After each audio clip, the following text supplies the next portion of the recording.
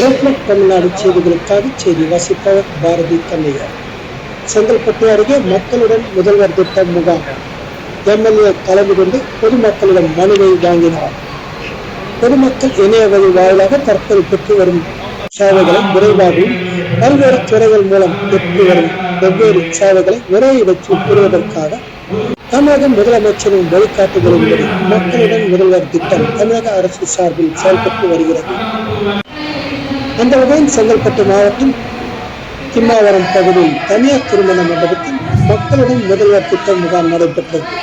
தெற்கு ஒன்றிய செயலாளர் ஆப்பூர் சந்தானம் தலைமையில் நடைபெற்ற இந்த முகாமில் சிறப்பு அழைப்பாளர்களாக செங்கல்பட்டு சட்டமன்ற உறுப்பினர் வரலட்சுமி மகேஸ்வரன் அவர்கள் கலந்து கொண்டு பொதுமக்களிடம் நேரடியாக மனுவை பெற்றார்.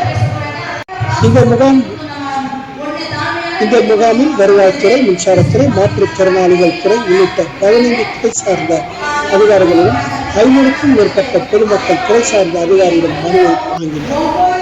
இதில் திம்மாவரம், ஆற்றூர், வில்லியம்பாக்கம், பாலூர் உள்ளிட்ட ஊராட்சியைச் சேர்ந்த மக்கள் கலந்து கொண்டு பயனடைந்தனர். செங்கல்பட்டு மாவட்டத்திலிருந்து செய்தியாளர் ஜிஷரத்.